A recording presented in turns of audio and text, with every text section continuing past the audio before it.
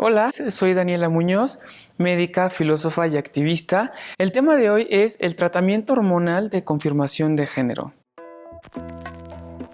Es súper importante que sepamos cómo funcionan las hormonas en el cuerpo y cómo el cuerpo responde a estas hormonas. Entonces es importante también que empecemos desde cómo actúa el sistema endocrinológico en nuestro cuerpo y cómo este sistema responde a estas hormonas. Recordemos que justo hay un eje hormonal en el cuerpo que es el eje hipotálamo hipófisis gónadas. Este eje justo es el que controla la producción de hormonas en el cuerpo, desde el cerebro hasta las gónadas, ya sean testículos o ya sean ovarios. El hipotálamo libera una hormona que se llama GnRH. Esta hormona es muy importante porque va a llegar al siguiente paso. Son 3 pasos muy importantes. El primero es el hipotálamo, el segundo es la hipófisis y después las gónadas. Entonces llega la GnRH a la hipófisis y justamente ahí la hipófisis, la adenohipófisis, recordemos que tenemos dicotomizada la hipófisis en neurohipófisis y adenohipófisis. Entonces llega a la adenohipófisis y se liberan con la GnRH, con el estímulo de la GnRH, se liberan dos hormonas muy importantes, la FSH y la LH.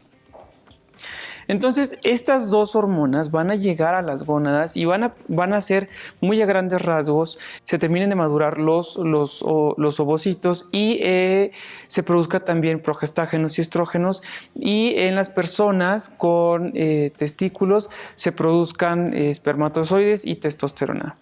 Entonces, las hormonas que tenemos para el tratamiento de la confirmación de género son muchas, y no nada más hormonas, sino medicamentos que bloquean ciertas hormonas y ciertos pasos en esta vía endocrina para que entonces se alcancen los efectos deseados. Hay mujeres trans que buscan la feminización, hay hombres trans que buscan la masculinización, y hay personas no binarias, personas no binarias que justamente buscan, según sea el caso, la desmasculinización, o ya sea la desfeminización o la hipermasculinización o la hiperfeminización, según sea el caso. Hay muchos mitos y tabús en el tratamiento hormonal. Miedos a cáncer de mama en mujeres trans, son personas que se están feminizando, si son no binarias. Cáncer de próstata también en personas con próstata, justo porque se deja de revisar este tipo de alteraciones con el tiempo, que se tienen que seguir revisando. Y tanto para unas u otras personas que están transicionando, independientemente hacia qué están transicionando, hacia qué género, hacia qué identidad, las metabolopatías es algo muy importante. No tenemos que olvidar esto. Recordemos que con la administración de progestágenos, progestinas, estrógenos y también diversos tipos de testosterona, nuestro metabolismo se altera completamente si no se lleva adecuadamente. Grandes riesgos son las coagulopatías, las endoteliopatías también, y también los problemas endocrinológicos como la diabetes y otros más de carácter cardiovascular como hipertensión, y también metabólicos como hipertrigliceridemia, hipercolesterolemia, dislipidemias en general. Entonces tenemos que recordar que el tratamiento hormonal literalmente es un tratamiento artesanal por los detalles que se están tomando hacia diferentes tipos de transiciones. Justo se necesita mantener en la persona que está transicionando los niveles hormonales justos y medios, por así decirlo, muy burdamente, del género y de la identidad a la que desean llegar. Pero eso se adquiere a través de diversos exámenes, diversos laboratorios, también exámenes de imagenología y otros más. Entonces, recordemos que para llegar a una adecuada transición es súper importante que, si son pacientes los que están viendo este video, no se automediquen, y colegas, quienes vayan a administrar este tipo de hormonas, recordemos que son muchos puntos los que tenemos que revisar previa a una transición hormonal. Más allá de la transición hormonal o la aceptación de la transición hormonal por la parte psicológica y o psiquiátrica. Lo importante aquí es que revisemos a nuestros pacientes y que ustedes también, que son pacientes que están viendo el vídeo, acudan a personal adecuado de salud.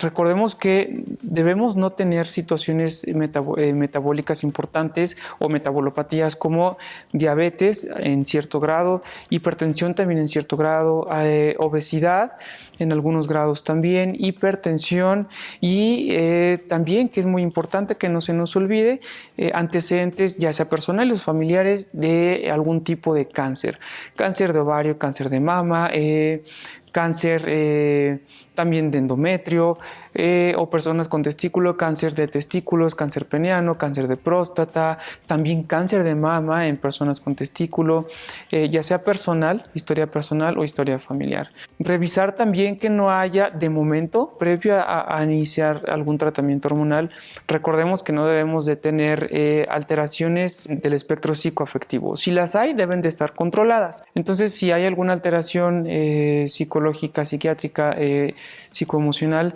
se debe de estabilizar y posterior a esto comenzar con el tratamiento.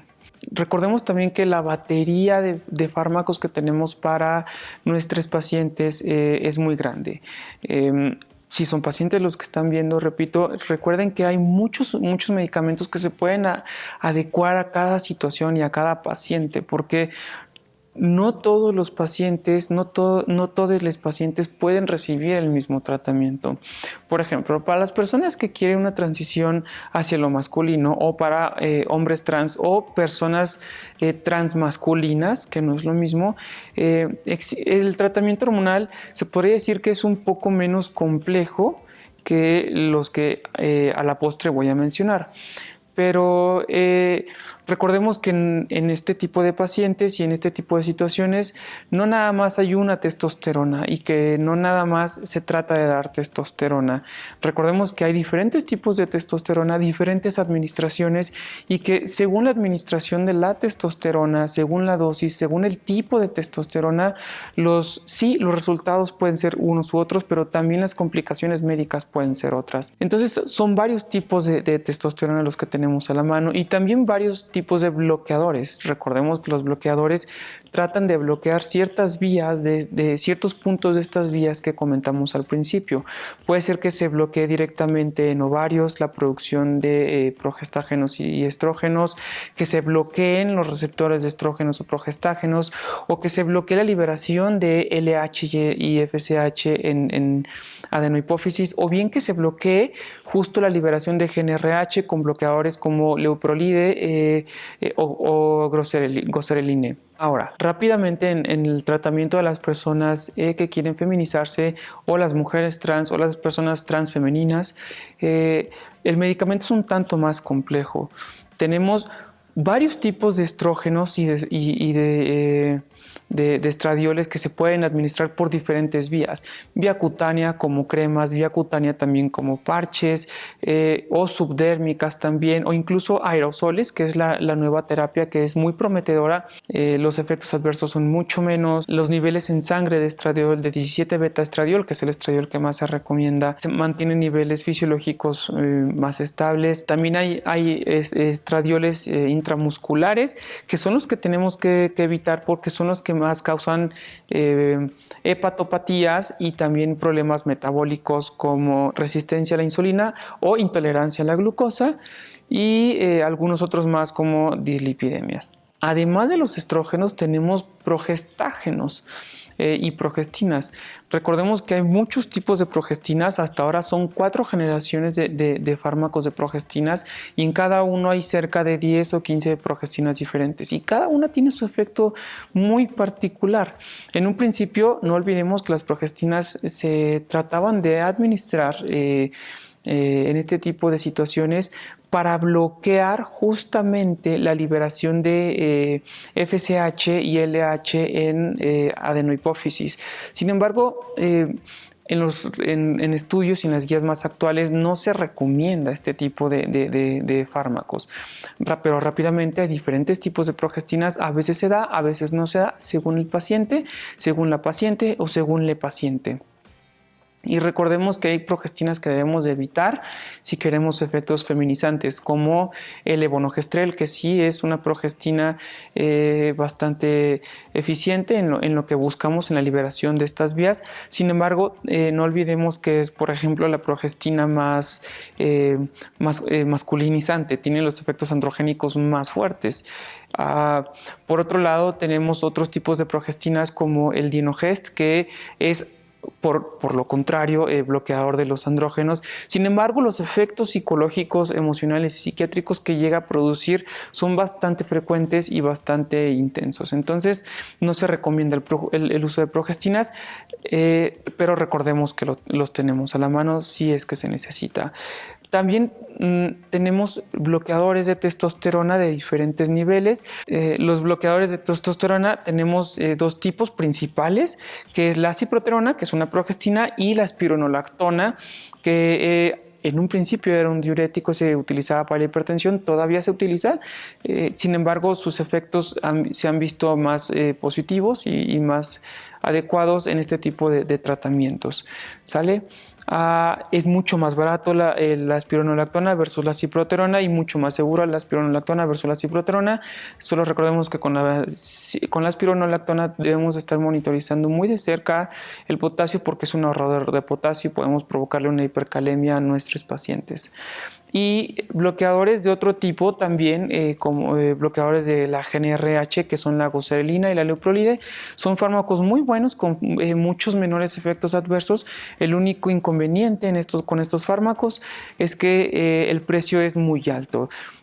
Por ejemplo, con el leuprolide el tratamiento llega a los 7,000 pesos alrededor de 1 a 3 meses, y la goserelina se exponencia hasta 17, 20,000 pesos al mes. Son muy buenos, muy efectivos, pero muy caros. Bueno, esto fue todo. Fue una cápsula de Proud Clinic donde orgullosamente atendemos tu salud. No olvides suscribirte, dale like y compartir. Si quieres agendar una cita, da clic al siguiente enlace. Muchas gracias.